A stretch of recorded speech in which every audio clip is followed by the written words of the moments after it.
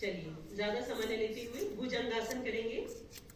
अपने आप को स्टे करते हुए दोनों हाथों को कंधे के आसपास रखेंगे, पीछे से पैरों को जोड़ देंगे और सांस लेते हुए ऊपर की तरफ आएंगे। भुजंगासन, सांप की तरह शरीर को तान कर रखेंगे और फिर सांस छोड़ते हुए नीचे। एक बार फिर यही प्रक्रिया दोहराएंगे। सांस लेते ऊपर और सांस छोड़ते हुए नीचे।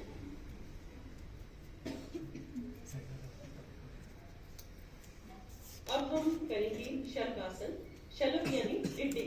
टिड्डी की तरह जो है अपने शरीर को बनाना है। पहले थोड़ा सा रेस्ट करेंगे। अब अपनी दोनों हाथों को अपने कमर के आसपास रखेंगे। क्योंकि यहाँ पे कुछ लोग पहली बार कर रहे हैं, तो आपने अपने दाएं पैर को पीछे से ऊपर की तरफ उठाना है। आधा उठाएं, हाँ आधा उठाएं। एक पांव उठाना है दायां, फिर सांस छोड़ते हुए नीचे। फिर अपना बाएं पांव को ऊपर की तरफ उठाना है,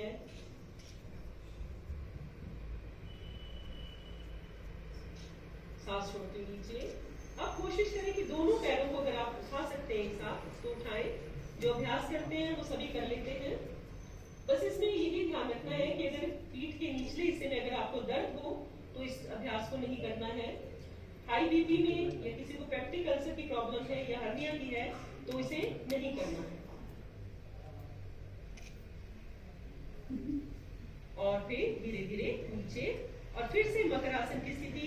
दोनों हाथों को मोड़ लें और गर्दन को उसके ऊपर रखें। एक टांग को सीधी या उल्टी जो भी आप मोड़ के रखें, जैसे रेस्ट करते हैं पूरा उसी तरह से करना है आपको।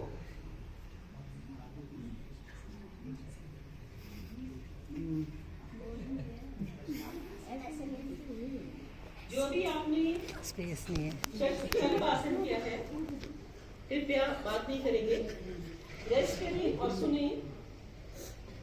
आपकी शलभ जो आसन है, शियाटिका और पीठ के नीचे हिस्से की जो दर्द होती है उसको दूर करने में सहायता प्रदान करती है।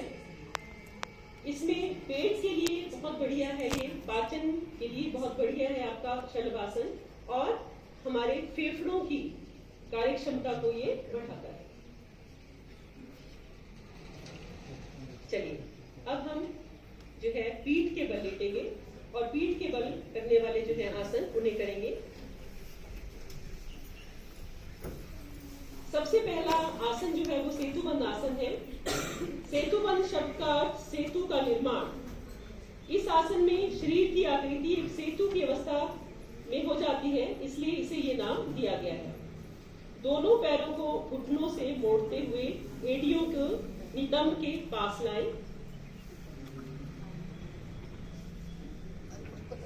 हाथों से पैरों के टखनों को मजबूती से पकड़ें और घुटने एवं पैरों को एक सीध में रखें।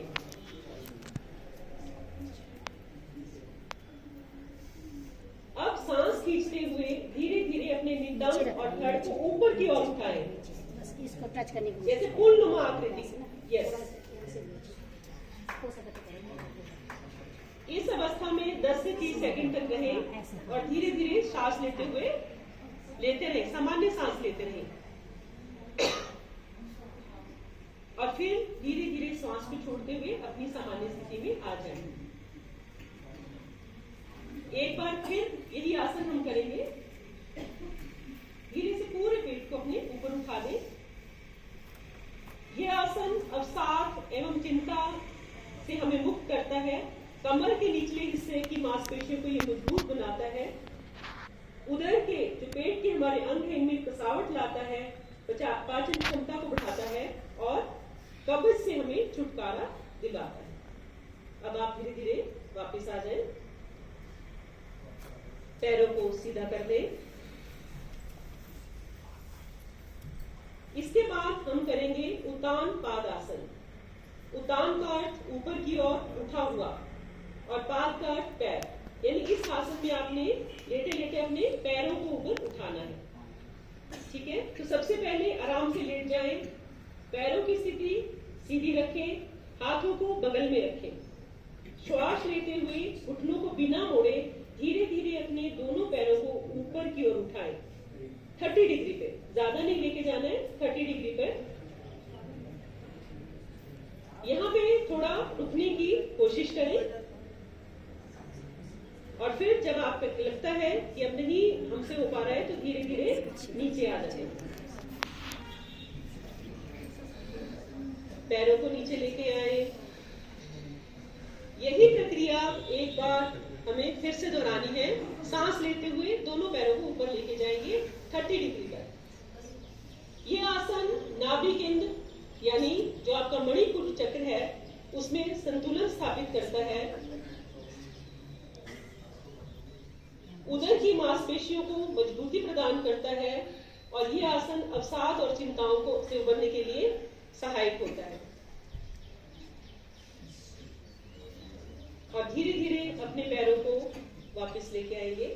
इसी की आगे की क्रिया अब हम यहाँ पे अर्ध हलासन। अर्ध हलासन में अभी आप इससे पहले आपने 30 डिग्री तक अपने पैरों को ऊपर किया था, अब दोनों पैरों को एक साथ ऊपर लेके जाएंगे, 90 डिग्री में रखेंगे। अर्ध हलासन।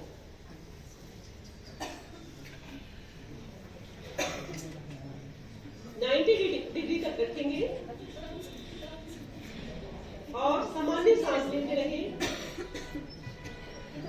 इसका लाभ जो है गहन तनाव से ग्रस्त व्यक्तियों के लिए अत्यंत लाभदायक है, परंतु इसे सावधानी पूर्वक करना चाहिए। फिर धीरे धीरे सांस छोड़ते हुए नीचे,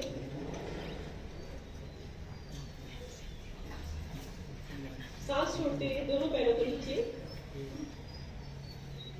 अगर आपके कमर में इसको करते हुए दर्द होती है तो इसे नहीं करना है, और अगर कहीं आपको अल्सर की प्रॉब्लम है या हड्डियों की प्रॉब्लम है तो इसे नहीं करना है। एक बार फिर करेंगे, दोनों पैरों को एक साथ 90 डिग्री पे लेके जाएंगे और यहीं पे रुक जाएंगे।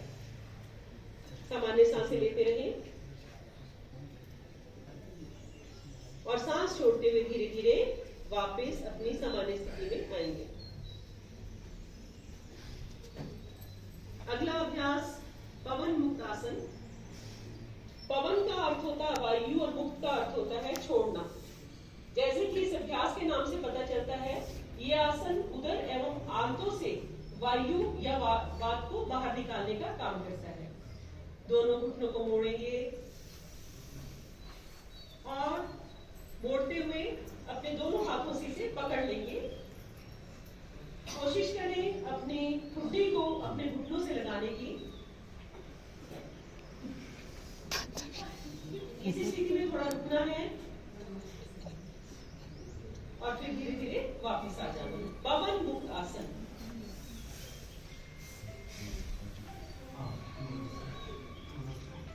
और सामान्य स्थिति में आ जाए। और अब अंत में हम शव आसन। दोनों पैरों के बीच में गैप रखना है, दोनों हाथों हथेलियों का रुख आसमान की तरफ और धीरे धीरे सांस लें।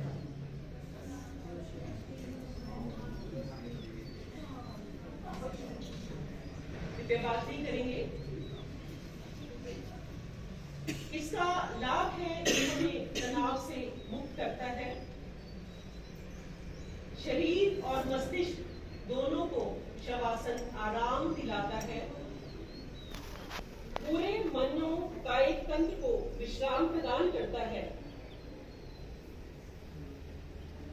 बाहर की दुनिया के प्रति लगातार आकर्षित होने वाले मन को अंदर की ओर दमन करता है।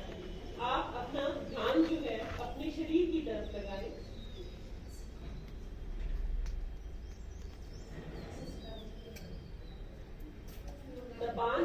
तनाव के लिए ये बहुत ही बढ़िया आसन है। तनाव को दूर करने के लिए शरीर को पूरी तरह से ढीला छोड़ दें।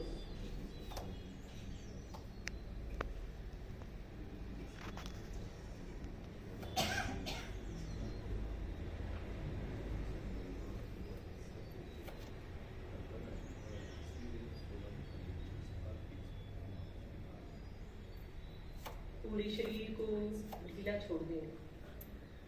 सामान्य सांस लेते हुए शवासन।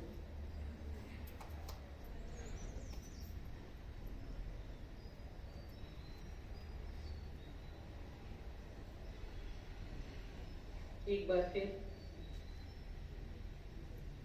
वातावरण की तरफ ध्यान देते हुए अपने आप को सक्रिय करते हुए अपनी आंखें खोल लेंगे। बाईं करवट लेते हुए आपने बैठना है।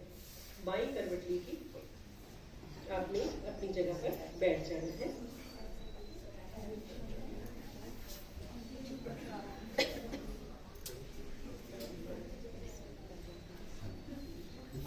अब हम सबसे पहले कपालभाति, कपाल यानी मस्तिष्क, भाति यानी चमक, जिसके द्वारा जिस प्रक्रिया के द्वारा हमारे चेहरे पे चमक आती है उसे कपालभाति कहा जाता है।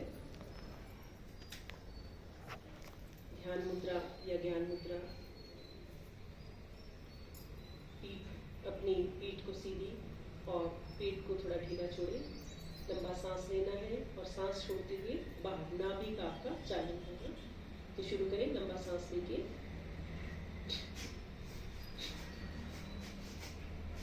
1 मिनट में 1 सेकंड में एक जो है आपने स्ट्रोक लगाना है। ये सामान्य स्थिति है, लेकिन कपालभाति से पहले आपको ध्यान रखना है।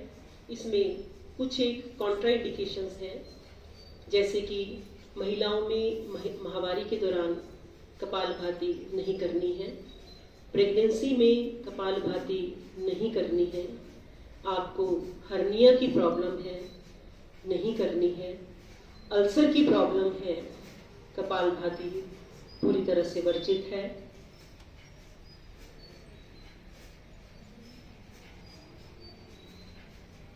एक सेकंड में एक स्ट्रोक लेना है।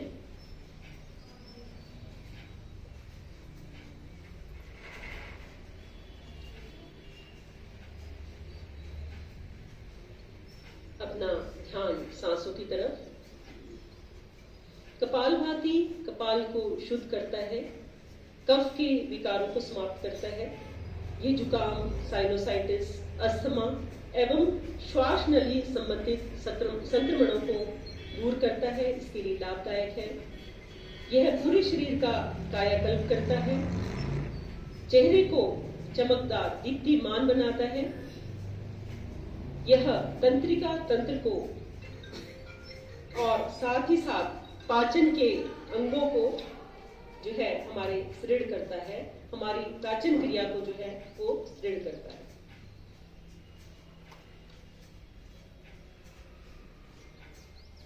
विश्राम। इसके बाद आप सभी अपनी आंखें बंद ही रखें, क्योंकि यहाँ पे जो हम प्राणायाम कर रहे हैं ये पूरे श्वास से संबंधित है। जैसे जैसे आपको हम बताते जाएंगे आपने उस चीज को फॉलो करना है। अगला जो है हमारा प्राणायाम नाड़ी शोधन, या जिसे अनुलोम विलोम प्राणायाम भी कहा जाता है। इस प्राणायाम की विशेषता ये है कि इसमें बाएं और दाएं नासारंध्रों को क्रमवार श्वास प्रश्वास को रोकने अथवा बिना श्वास प्रश्वास रोके श्वसन क्रिया किया जाता है। आपने सबसे पहले जो है अपनी लेफ्ट नॉस्ट्रिल से स्टार्ट करना है। अपने हाथ से दाईं नासिका को बंद करें, लेफ्ट नॉस्ट्रिल से सांस लेना है, राइट से इसे बाहर निकाल देना है, फिर राइट नॉस्ट्रिल से सांस लेना है और लेफ्ट से बाहर निकाल देना है। ये आपका पूरा चक्र है। इसे कॉन्टिन्यूशन में करना है and it should be soundless.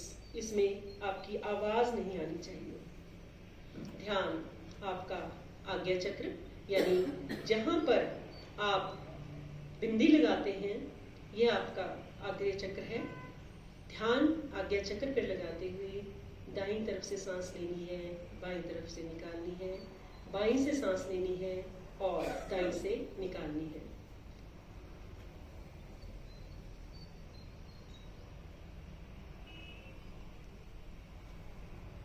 ध्यान सांसों की तरफ। मन ही मन ओम का उच्चारण या गायत्री मंत्र या जिस भी किसी देवी देवता को आप मानते हैं उसका नाम लेते हुए आपने सांस लेनी है और सांस